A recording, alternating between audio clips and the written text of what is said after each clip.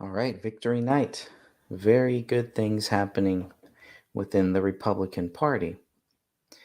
And now I'm just going to go to some of the results. I've got a whole list here of all of the primaries.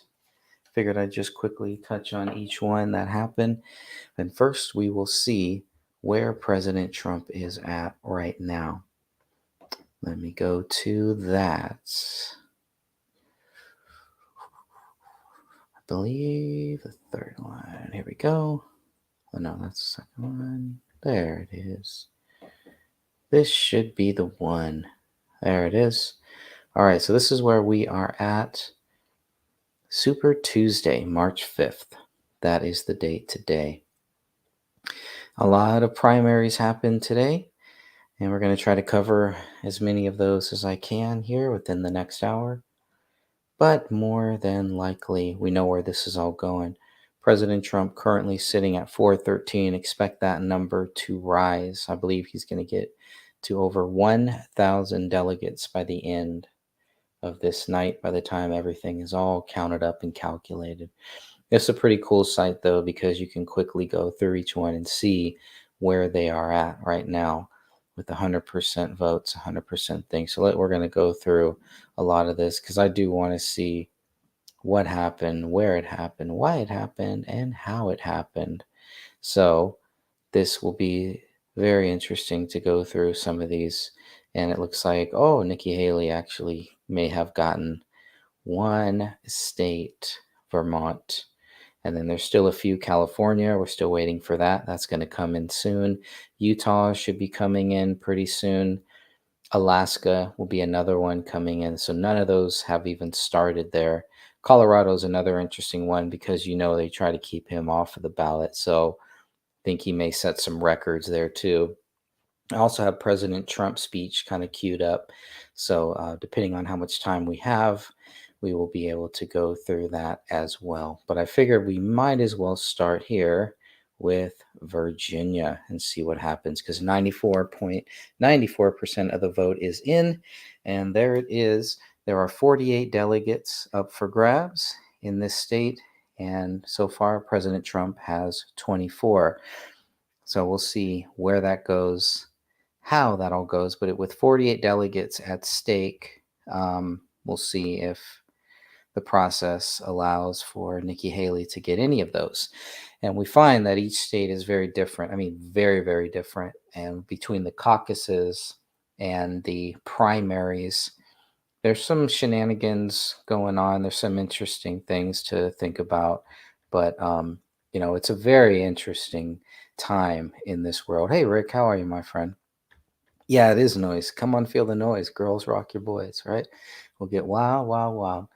And we're about to get wild here because there are some pretty cool stuff, pretty interesting stuff, I think, anyways. But for what is happening, but a clear domination, I believe, in the Republican primary, as we can see here, with President Trump winning just about everything, or in the lead of about everything, with some of these states already at 99% in, and then some of them haven't even started yet. So California is the big one that I'm watching. Utah is another interesting one, but Vermont is so close. This could still swing back in Trump's favor here with 91.2% of the vote in. You just never know.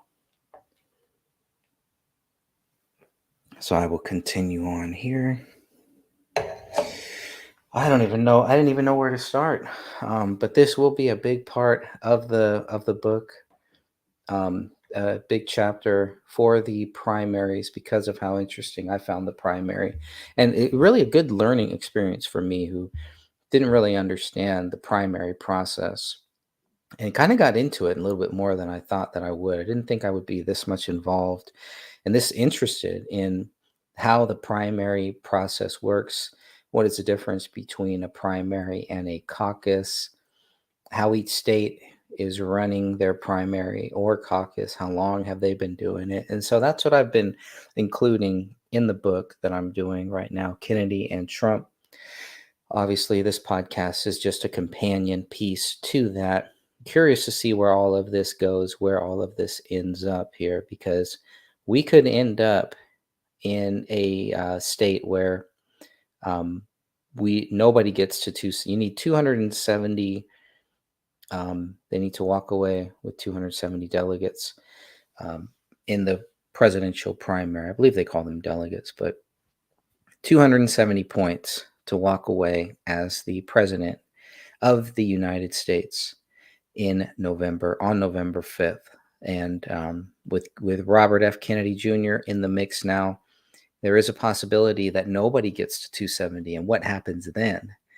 What happens then? Is it just whoever got the closest to 270? To me, that would make the most sense. But who gets to decide that? It'll probably come down to the courts. The courts will probably get to decide that.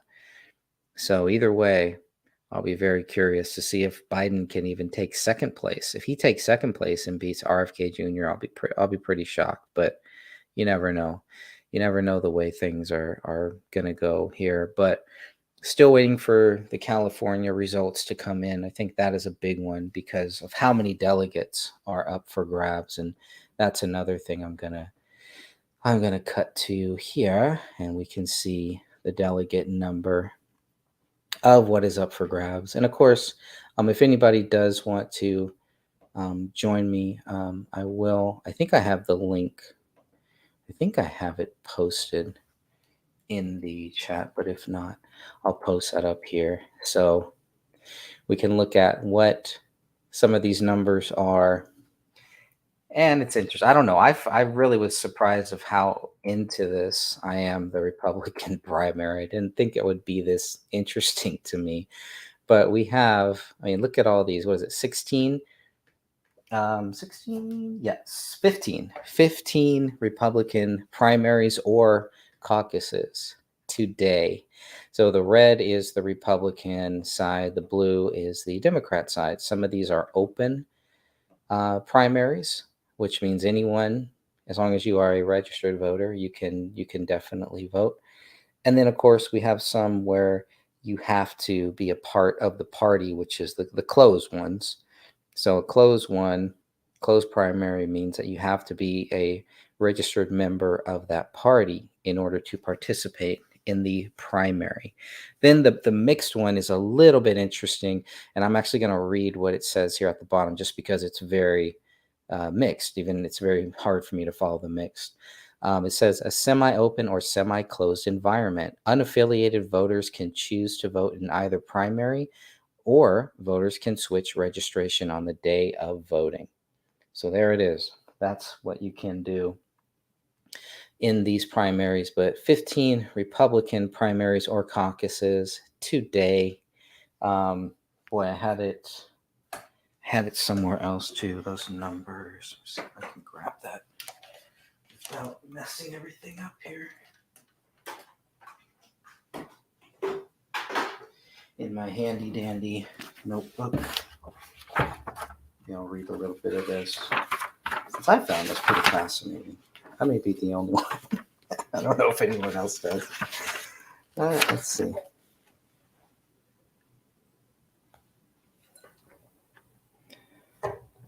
Let me grab my page.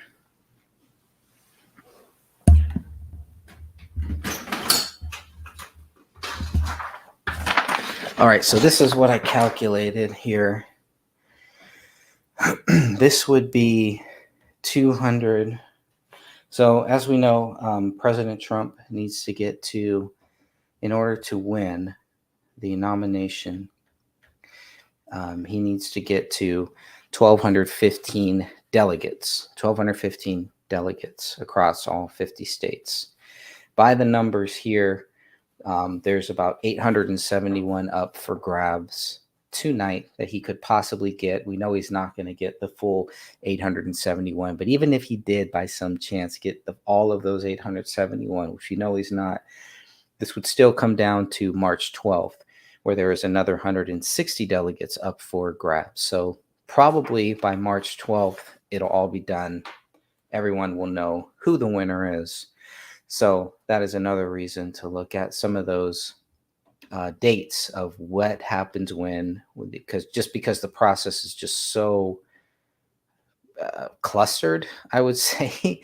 But if you look at all of the 15, so even after the 15, and you can see, even if Donald Trump were to win all of those, and let's say he wins March 8th too, the American Samoa Republican Caucus, it will probably come down to March 12th. If he can grab those, if he can get those ones, that could be it.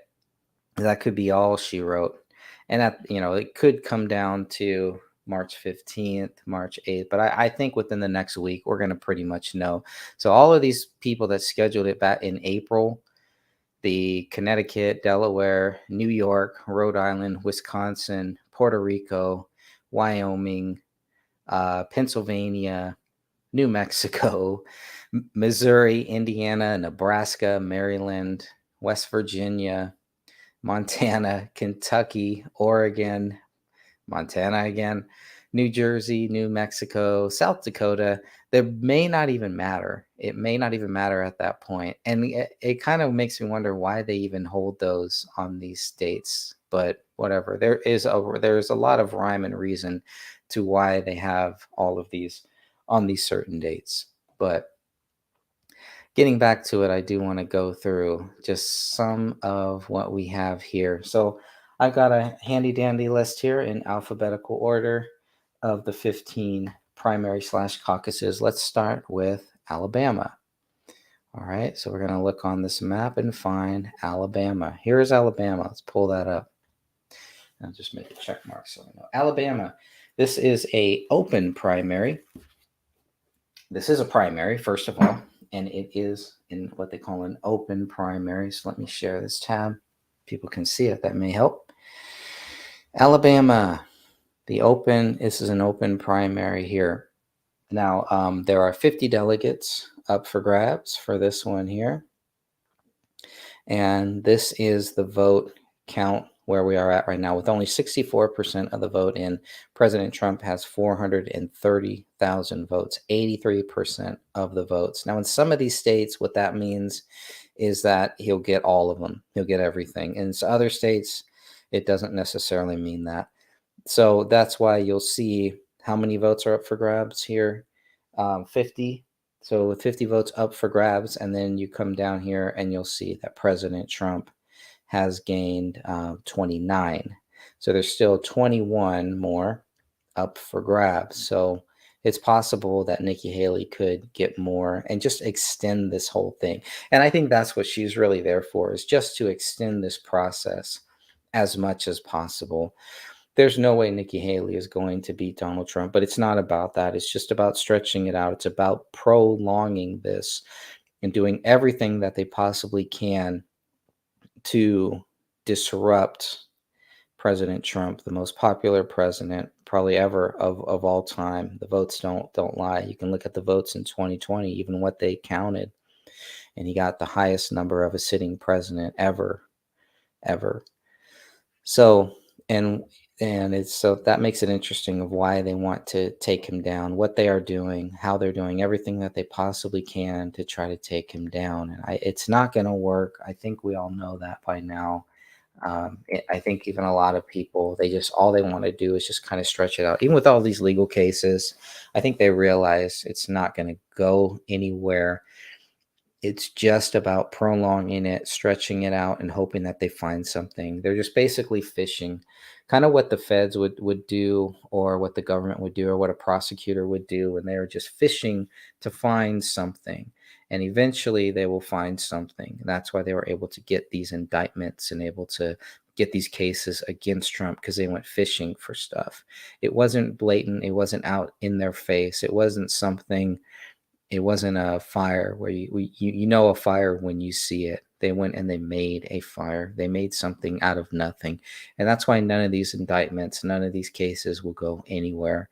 And when they get turned over on appeal, the media won't be there to cover that. They'll just cover, these cases of what we see so far, with one could call election interference. And I think that would be very, very accurate. The way that some of these states changed their rules from a primary to a caucus, I also look at some of the states and think this is voter fraud too. This is election interference too within their own party, within the Republican Party. So there is no united Republican Party that I can see here. But I do think that there is a country that is united for the most part. And I think on November 5th, we're going to see that even more. They are united around President Donald Trump. The vast majority of people are going to be united around him. And I think that's where the country is going. I do believe RFK Jr. will have a very good chance. He has a very good chance of winning, not spoiling this thing, but actually winning it. But I don't believe that he can beat President Trump. So I think RFK Jr. 2028, RFK Jr. 2032 sounds really good to me. And I hope that RFK Jr. will stay in the mix. Speaking of which, in my state, and I hope in everybody's state, remember RFK Jr. is still trying to get his name on to the ballots of all 50 states and Washington, D.C. He can do that. I was hoping he was going to use the Libertarian Party platform to do that. It looks like that's not going to happen now. But you never know. It could still happen. I haven't seen the Libertarian Party announce who their candidate is yet. But if they're not actively pursuing RFK Jr., they're wasting their money and wasting their time, because that gets RFK Jr. on the ballot in all of these different states. RFK Jr. is having to really push the same issue, the same way the powers that be are trying to keep President Trump off of the ballot. They're also trying to keep RFK Jr. off of the same ballot too. And so you're going to see more similarities between RFK Jr. and Donald J. Trump, for better or for worse. This system does not want either of those two people to be the next president. And there's a big, big reason. There are many, many reasons for that, I think. So with that being said, I would just go back to Alabama, and you can see just how the votes bring the delegates in some states. If you get a certain percent of the votes, you get all of the delegates. In other states, it's divvied up. So this state, in a lot of the states, if you get 50 or 60% of the vote, then you get all of the delegates in that state. But in some states, if nobody reaches that point, then they divvy it up.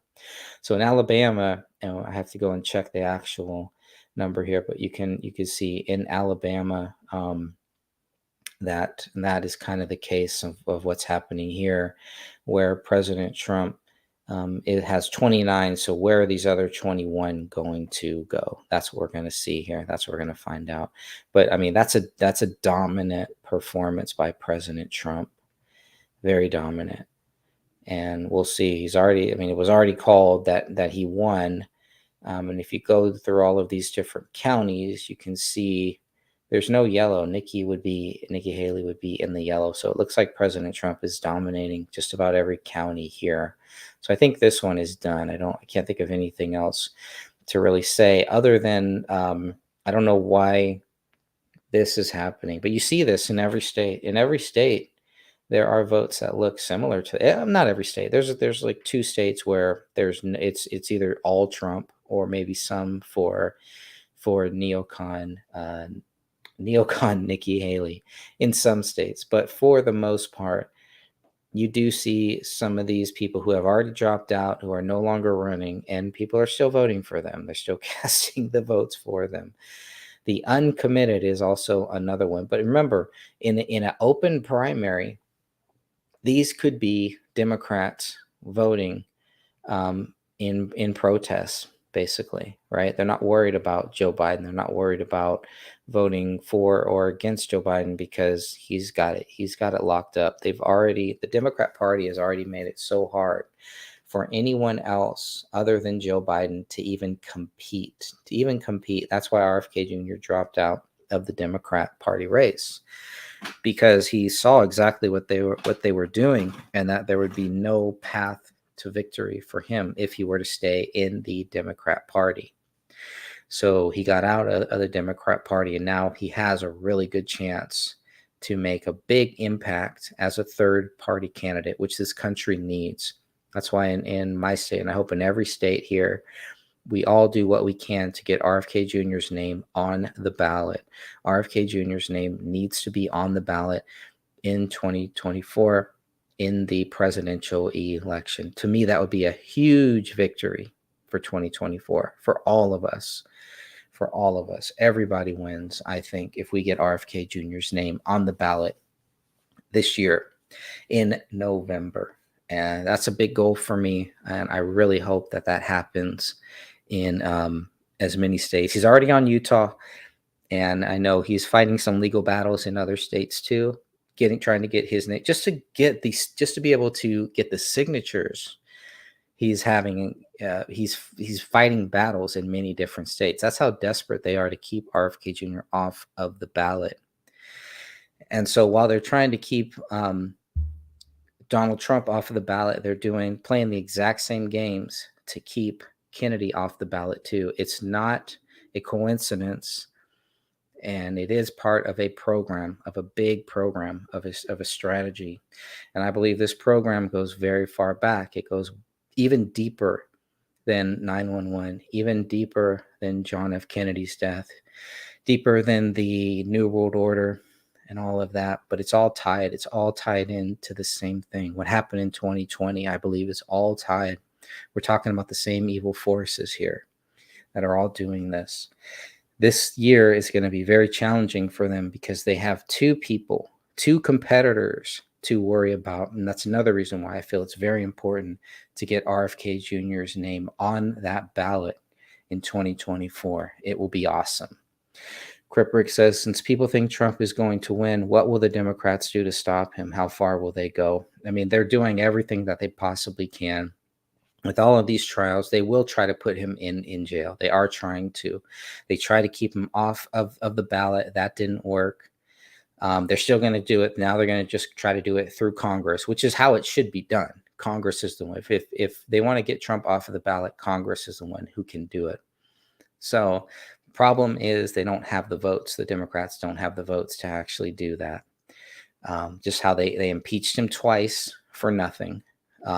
All of these indictments, they're trying to keep him off of the ballot because they think he incited an insurrection. He's never been accused of it. He's never been charged with it. He's never been convicted of it. But they're acting like it's done, like he did it, and that's it.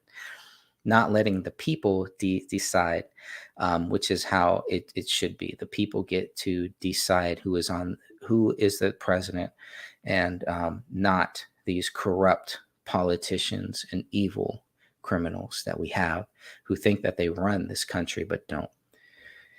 Good to see both of you. Thank you, my friend.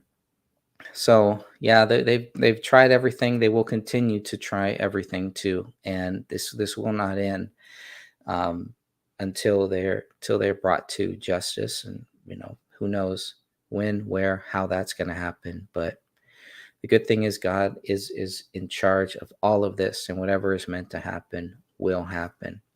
And we'll see where everything stands. And I'll be very curious to see how all of this ends up, especially as we head in to just 11 months, 10 months, 8 months or so in November. So we're in March, April, May, June, July, August, September, October, November, 8 months, 9 months. And there it is. And then we will know who the next president of the United States is. And it will be very interesting to see. But I do believe if RFK Jr. can just get his name on there, it's going to help lessen the voter fraud too. It's going to make it that much harder, because then you don't just have to commit fraud towards one candidate. You have two that you have to worry about. And it's going to be very difficult to do that. I think that's why it's always been a good idea to try to avoid the two-party system as much as possible. I never saw President Trump as a Republican or a Democrat. Seems just like he's a businessman. Kennedy seems more like a lawyer and environmentalist, And both of them just seem kind of out of the two-party system, even though they have a long affiliation with the two parties. It's just pretty interesting. More on the Democrat side than the Republicans too. So, and they want to make the Republican Party this white slave owners and all this. And, we look back and we can see where the Democratic Party was, where they started, and what their views on racism and what their views on blacks were way back when. So they will try to take him out. They've already tried to take Kennedy out. We've seen that. There's been many attempts on Kennedy's life, and Biden will not give Kennedy Secret Service protection, even though he gave it to Nikki Haley, who is running against President Trump, and her numbers are horrible. She has no chance of even winning. But they will give her Secret Service protection, but not RFK Jr., who is doing much better, polling much better, and even in some cases beating Trump and Biden in polls. I don't believe in the polls really, but Kennedy is out there. He's out there constantly. So it's pretty interesting the way that they are treating him compared to the way that they treat President Trump. It's very similar.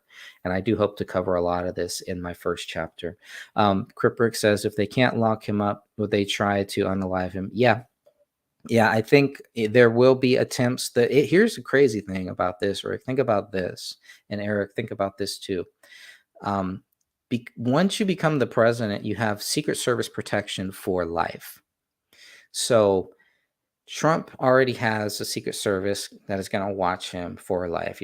All the past presidents have it until they pass. They all have Secret Service protection.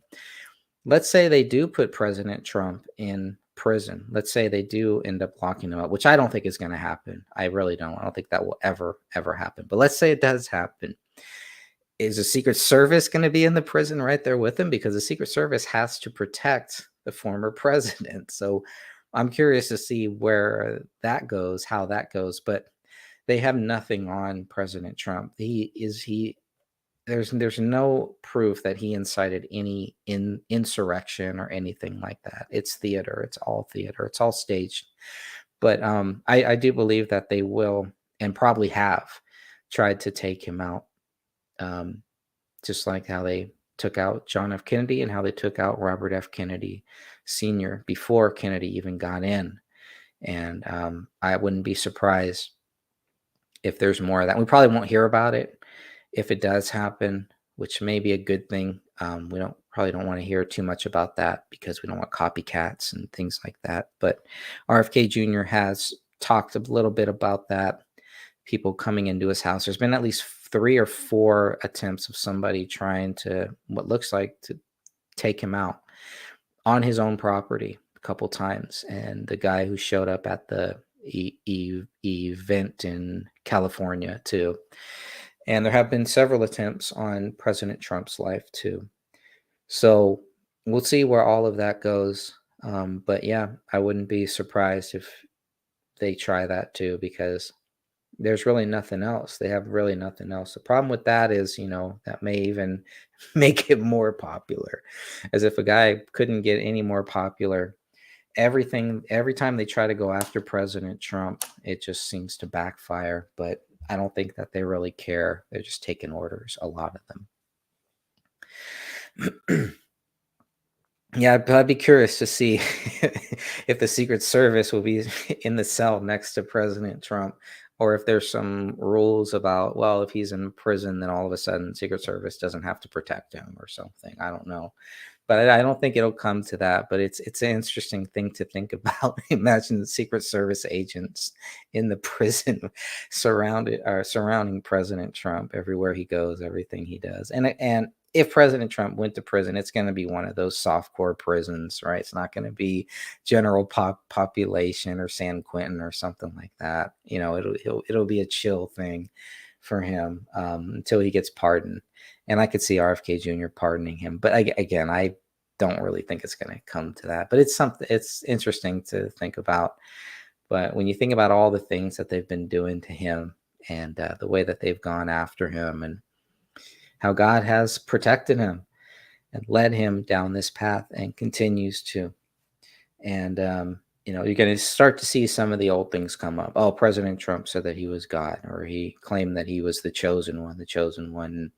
Being chosen to do a task, being chosen to do God's work, which we all are in our own way. We're all chosen to do God's work, some type of God's work, is different than saying that you are Jesus Christ, especially when you believe in Jesus Christ, as we know that Donald Trump does. And he has made that very, very vocal about his Christianity, which is something you don't hear from Biden, won't hear from Biden, but you do hear it from Kennedy too. Kennedy does talk about God, and Kennedy does talk about a higher power. He's a little more cautious. Doesn't really say Jesus Christ that much. I think I may have heard him say it once or twice, but Kennedy's got some very interesting views, some strong views about Palestine and Israel, and he compares it kind of to what is happening, and the Russia and Ukraine thing. He compares it to the Cuban Missile Crisis and everything that happened there. But Kennedy is able to articulate it and take us back through the Palestine and Israel conflict way back when, and really break it down to say, that it's not just the Israelis running out and mowing everybody down and killing people, right? There's a lot more to it. And he is very articulate, even with his voice issue and everything. He is so articulate with it. And I wish he would write a book on the wars, these two wars. I think it would make a great topic. But until then, all of his quotes, not all of his quotes, but a lot of his quotes, and President Trump's quotes, I'll be putting that in my book here. So, which hopefully I'll be able to get out probably in about a year from now. Definitely it won't be out till 2025, just because we won't know everything until late 2024. But it's moving along pretty good. Moving along very good. So let's keep moving along with some of this stuff that is happening in these states. So that is just one state there. The numbers are kind of shifting in. 68% of the vote is now in Alabama. I'm sure on other websites the numbers are probably a little bit different, maybe a lot different, but this one, I like this one, wtop.com. Pretty cool site with some good stuff about the primary. So, with that said, I'm going to also jump over to this other website, seacoastonline.com, and see what their numbers are showing. Alabama is reliably deep red. Doug Jones was the last Democrat who won a statewide vote when he defeated Roy Moore for a Senate seat in 2017. Before that, it was 2008.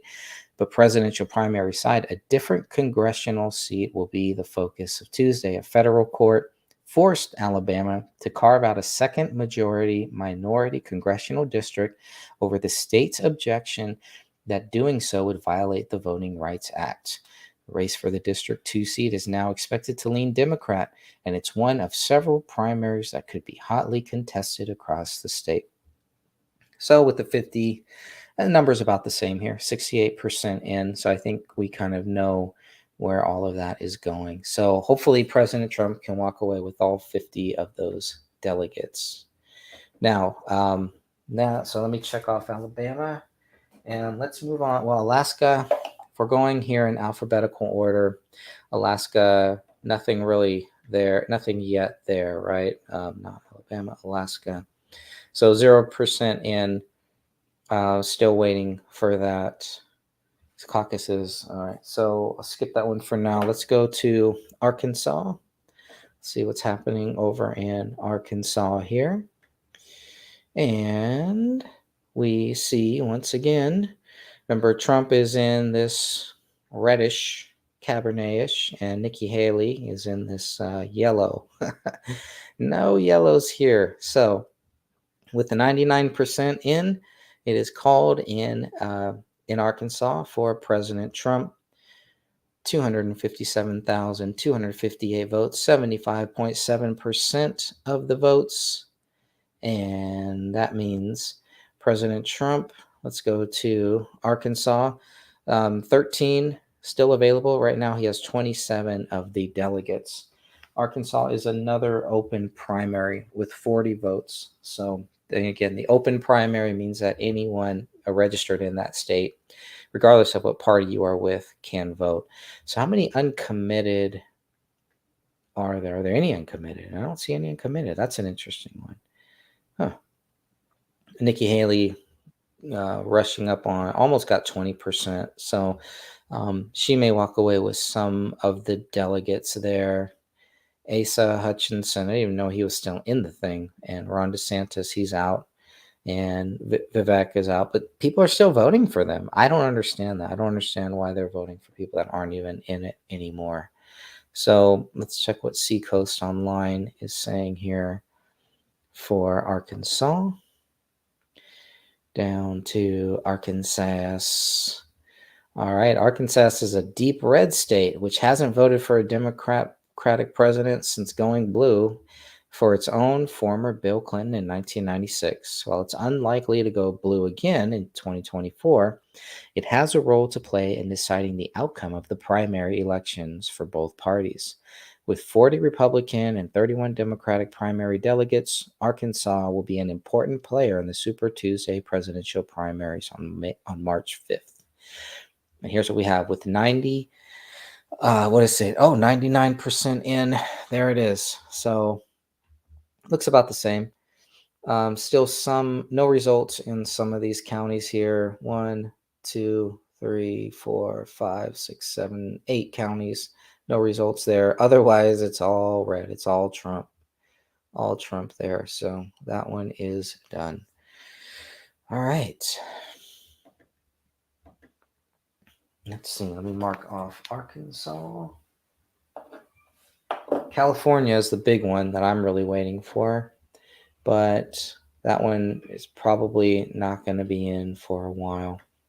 CA. Let's see what we got here in California. Oh, look at that. It is called Trump wins California. How about that? Wow, just with 30% of the vote in. Now, in this state, I know if you win, if you get over 50%, you get all of the delegates. So this is done. President Trump is going to get 169 delegates for California. That's a big, big number. It's a big number. That's a big win right there. Nikki Haley is at 22%. And somehow Chris Christie is still getting votes. Krispy Kreme still getting votes there. Who's voting for that guy?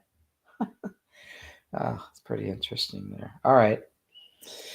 Well, that's good. I'm happy about that. I do like that one. And let's, all these counties. So again, no yellow counties. A lot of these still have not been counted in, but just with 31%. Orange County. What about my home county? How's Alameda County? There we go. Look at that. That's way too close, but Trump still wins. Whew. That's cool.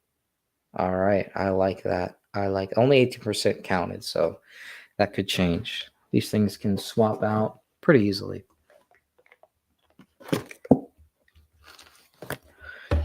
It's just crazy how some people would vote for neocon Nikki. All right, so I'm pretty happy with that. California. Let's move on to Colorado. Colorado. What do we got in Colorado? Trump wins there. We knew that. But Nikki Haley did walk away with a few of these counties so far that have been counted with how much of the vote? 82% of the vote. Nikki will probably get some of those delegates there. But in the Denver area, looks like she got that one. Not by much, though. Only 52% in. That could sway. That could change. And what is this county here? Boulder County. So in some of the bigger counties, that's pretty interesting. But Trump is dominating in some of these other counties. El Paso, little tiny thing over here, San Miguel County. So some of these this is gonna be really close to see. But Trump, it is called for Trump. The only question is how many votes total and how many delegates will he get. So in Colorado, so far Trump has 20 of those. And then Nikki Haley has 5, still 12 up for grabs. So because Colorado is a mixed. So the mixed states are just freaking weird, I guess. All right, that's good. Colorado.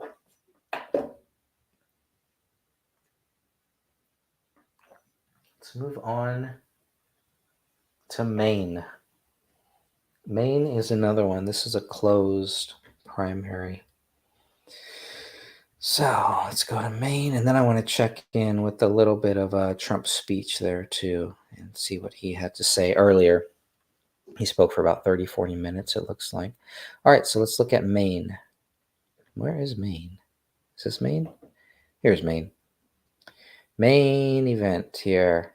Some Haley stuff there as well, but it's pretty close. Wherever she wins, and the few that she does win is pretty close. In some of these counties, wow, there's like literally a very small percentage of people.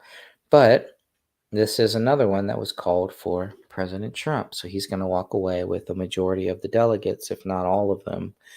75% of the vote in. He's at 61,000 votes so far.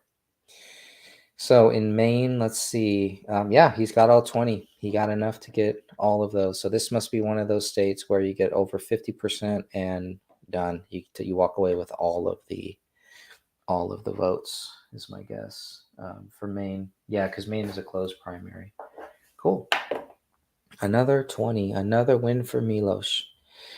Another win for President Trump there. So he gets all of those 20. Bye, Nikki. Next, we have Massachusetts. MA, Boston, Massachusetts. Let's see what's going on here. Another one called for President Trump. But you can see in little tiny counties here, little numbers here, little numbers there. 65% of the vote in. Trump already has over 60% at 234,000 votes. Some really good numbers there. That one is called. And in that state, Massachusetts, they haven't awarded any of the 40 yet. Massachusetts is it's a mixed one. So Trump will definitely get some, but there's a possibility Nikki Haley may get some of those 40. Not sure. We'll have to see. Check back in with that one. So that's Massachusetts. Now let's look at Minnesota, home of Governor Jesse Ventura, home of Ric Flair, and a lot of great professional wrestlers, including Hulk Hogan. Let's take a look at this. Big shocker. President Trump wins again. No yellow. So look for the yellows. I don't see a lot of yellows in here. It's all red or varying shades of red. 81% of the vote is in President Trump, almost 200,000 votes. 68.5% of the vote so far and counting. Then let's see what else. Any other numbers? And again, talk about wasted votes. But again, my view is still there is no vote wasted. You took the time, you went and voted, and I couldn't ask for anything more. Couldn't ask for anything more. Well, I guess I could. I could ask you to vote for who I want you to, but it's the least I could ask for. Get out there and vote. Make your voice heard. There is Minnesota. So they haven't given any to Minnesota yet, even though they called it for Trump. So we'll see. We will see how all of that goes down. So that's Minnesota. All right. Next. And there's 39 votes. 30 votes. I keep calling them votes. 39 delegates up for grabs there. North Carolina. This one is an interesting. I just spoiled it there, but this is an interesting one. North Carolina called for Trump.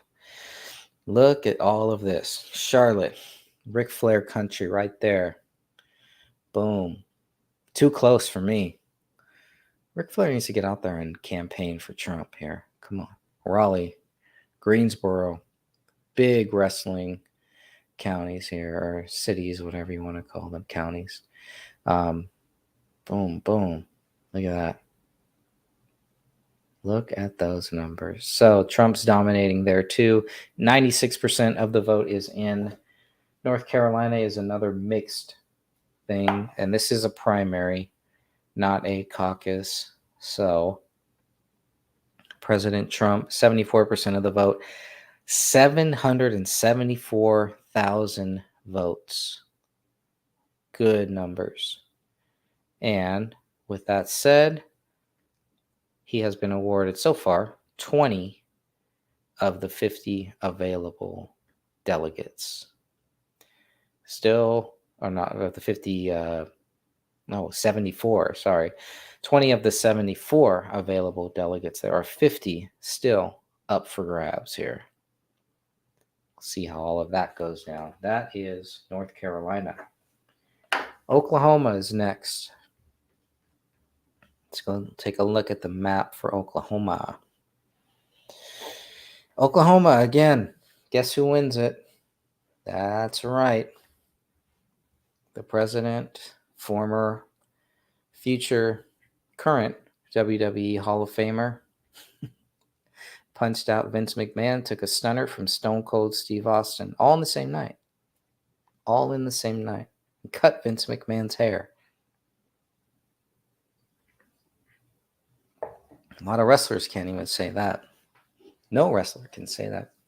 Donald Trump also hosted WrestleMania 4 and WrestleMania 5 back-to-back. One of the only times WrestleMania was held at the same location 2 years in a row. Very cool. Madison Square Garden, I guess, could count for WrestleMania 1 and WrestleMania 2, although WrestleMania 2 was held at 3 different venues. So, yeah, yes and no. All right, so here we have in this great state of Oklahoma, Boomer Sooners, Jim Ross country here, Tulsa, Oklahoma City, and Trump is walking away with it, just strolling down the line here with an amazing 81.8% of the vote, with 98% of the vote counted. He has currently 254,688 votes. That is awesome. Just as of a few minutes ago. That brings him so far. Well, they haven't awarded any of the 43 yet. So Oklahoma is a closed primary. So more than likely, all of those 43 could potentially go to President Trump. Huge victory there. All right, what is next? Tennessee.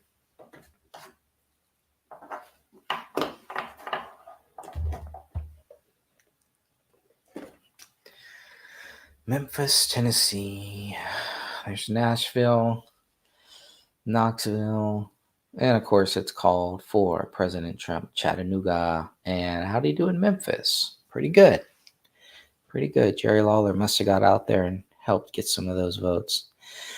With 91% of the vote in, President Trump has 444,770 votes. That is 77.3% of the totals. These are amazing numbers for President Trump. But they have not awarded any of those 58. And this is where it's gonna be. You can see what his total is right now. They're showing 413. That's gonna jump. This is gonna jump to at least over 1,000 by the end of the night, if not to about maybe 1,100 possibly. And again, he only needs 1,215 to win the nomination. It will not happen tonight, but it could happen on the 12th next week. More than likely. All right, that is Tennessee. Next is Texas. Texas and California were the two ones I thought would be last that would not come in yet, but looks like numbers and everything are already coming in for all these states. That's awesome. Let's see what's happening in Texas. All right, in Dallas, where Kennedy was murdered by a bunch of people, by more than one person. And then a lot of shenanigans happened right after that. In there, the Republicans, with only 47% of the vote in, Trump won that county, Dallas County, very heavily, with 65.5% of the vote. That could change. Don't see any yellow in any of this star state here, but it was called for President Trump already. Another victory for Milos, and look at these numbers. 1.3 million, 77.9%. This is just with 66% of the vote in. Amazing numbers for President Trump in Texas. And Texas is an open primary too. Wow. So that means potentially these could be Democrats. Some of those could be Democrats. And of course, these could be Democrats. More than likely, this 35,000 are Democrats. If you calculate, 28,000 is still voting for someone who's not even in the race. And another 7,600 is voting for another guy who is not in the race. But thankfully, it's not about votes. It's the delegates. The votes, yes, the votes matter because the votes get the delegates, but the delegate will be overwhelming with vote numbers like this. This is why it's so important to vote for the person of your choice here, your preference. But in Texas, I'm sure they haven't awarded that 161. You add that, that's another 300 just with those two states. Another 300, that's putting Trump at about 700, 800 if you just add the numbers from Texas and California, which haven't been added to those totals yet. But it's coming. Utah is a closed caucus. This is a closed caucus in Utah. So more than likely, it will just go to whoever gets the most. Usually it's like you reach a certain number of votes, 50%, 60%, and you get everything. Or if nobody reaches the 60%, then they divvy it out. So let's see. This one is still, okay, less than 25% of the votes have been counted, so we're not going to see anything spectacular there. With 0% of the vote, we have Trump already winning. So we'll see how that one goes. That one is a long ways to go, I'm sure. Utah, a little bit slower than the rest of the country. Just playing. It is a closed caucus, so that's what happens there. Okay, 2 more to go. Hopefully, hope you're still awake. Still with me here. And then I may play a little bit of Trump's speech before I head off to bed myself here. Okay, an open primary in Vermont. Now, this is an interesting one because Nikki Haley won Washington, D.C., which is not a state. So this is technically her first and only state win so far. She could get some in the future. This lady has no shot. She's running on the fact that she is a woman, and that's about it. So with 93% of the vote in, they've called it for Nikki Haley.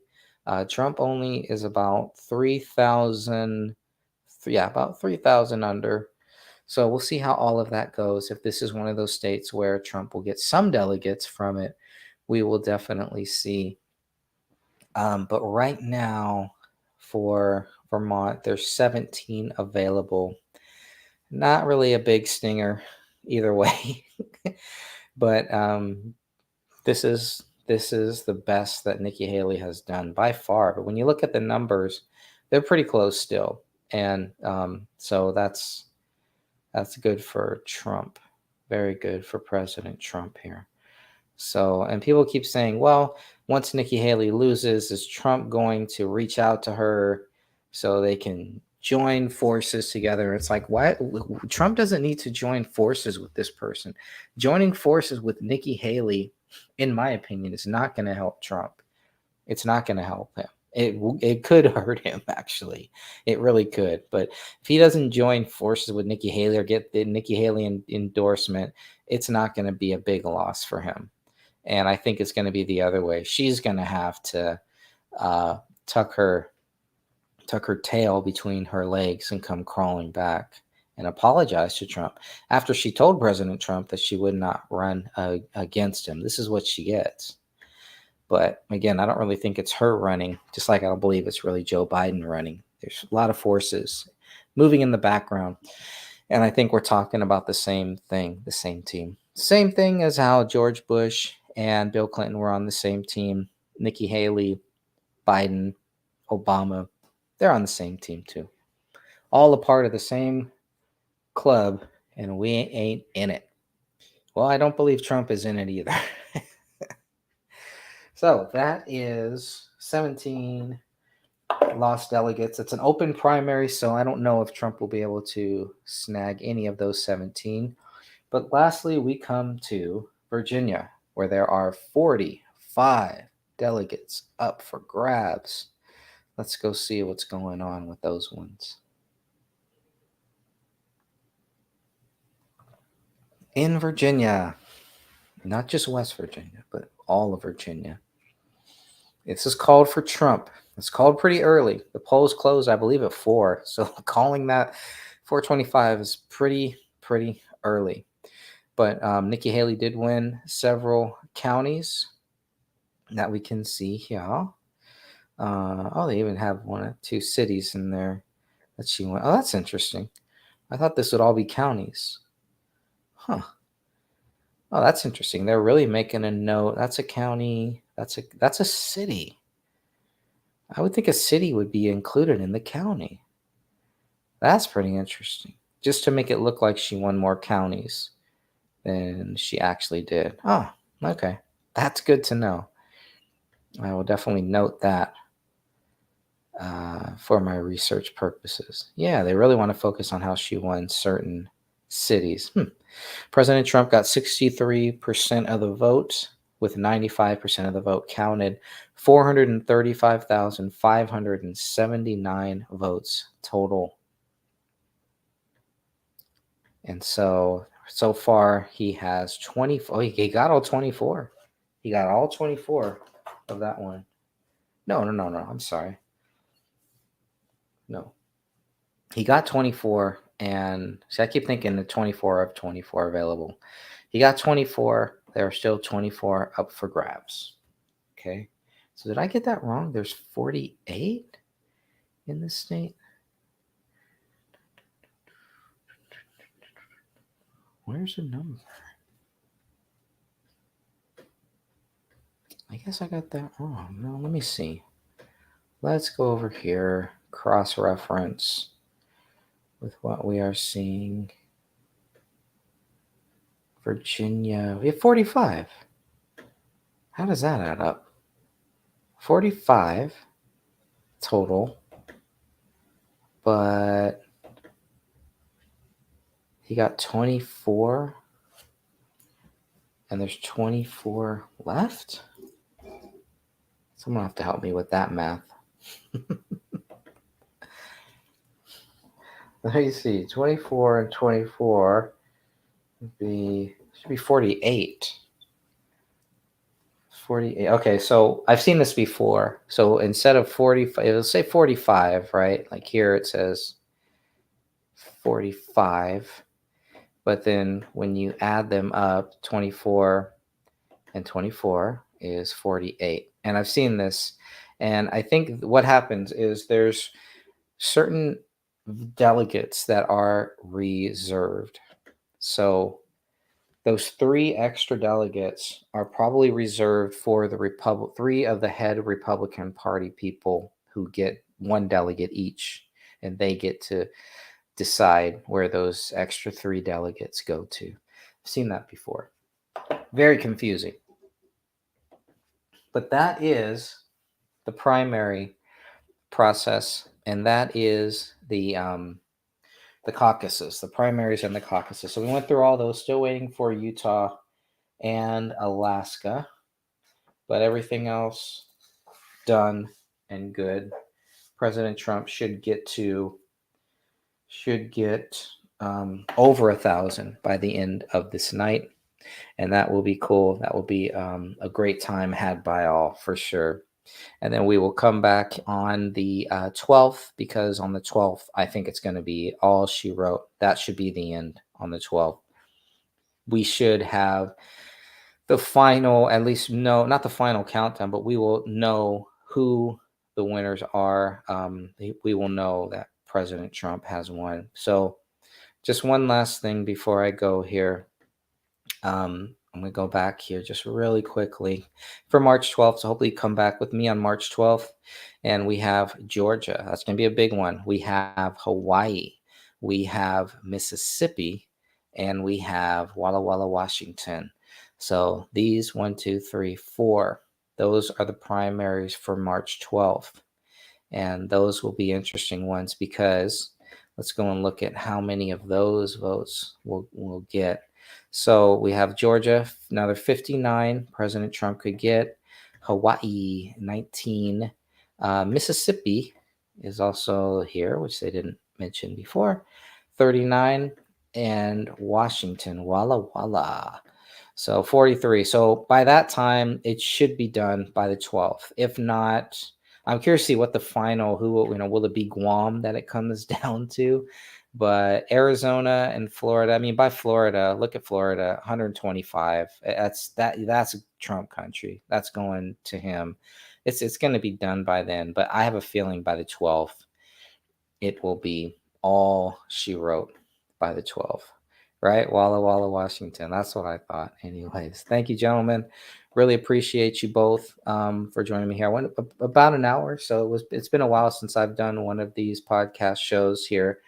But working heavily on this book and just really enjoying it, having a great time educating myself on the primary and caucus thing. It really helps me understand how difficult it really is to run a campaign and to actually win, and how difficult the two-party system makes it for a third-party candidate to even get there. Which is why when you have the Libertarian Party, who already has ballot access, imagine that Kennedy gets to bypass everything that we just went over. He doesn't have to worry about any of that stuff. But at the same time, if he's going to run as a Libertarian, but since he's not running as a Libertarian, he has to get his name on every ballot. He has to collect a certain amount of signatures for every state just to get on the ballot. That's just to get on the ballot. So that's millions and millions of dollars. And at the same time, as he's doing that, states are challenging what he is doing, saying that what Kennedy is doing is not legal, just to get his name on the ballot. This shows how desperate and how dangerous these people are who really want to control this country. And to me, it really shows another reason why we need to vote, because it will make it that much harder for them to screw up everything. Because remember, the bad people are going to show up and vote. They are. And my fear is that a lot of the good people won't. And I want to change that, because I think a lot of good people just don't have a reason. They don't have the right candidate. I get that. But again, if you show up and you vote, even if you vote for no one, vote for nobody, just fill in that blank vote. Your vote counts. Your vote matters. And that's the way that I've seen it. That's the way that I've always seen it. And so I do hope that, especially at least in the United States, I don't know how it is in Canada or how it is in other countries, but in this country, I do believe that the more that people vote, the harder it is for fraud. Let's put it like that. And we all know what we're talking about. We've seen it. It's been there. Al Gore, it happened to him. It happened to a lot of people. It happens at the local level, at the state level. And that's why we turn around and we see all these bad people in office, because they're the ones that are voting for themselves, voting for their friends, corrupt people voting for corrupt people. And we're seeing a tide changing here. And I think we're seeing a lot more good people voting, and they have a reason to vote. And I don't like voting for the lesser of two evils. I don't believe people should. I'd rather see you vote for nobody, show up and vote for nobody, than vote for the lesser of two evils. If there's not a good candidate on the ballot, please still show up and vote. Just don't vote for anybody on the ballot. That's it. Fill in that blank vote. And with that, my friends, God bless you all. And I will be back most likely on the 12th, if not sooner.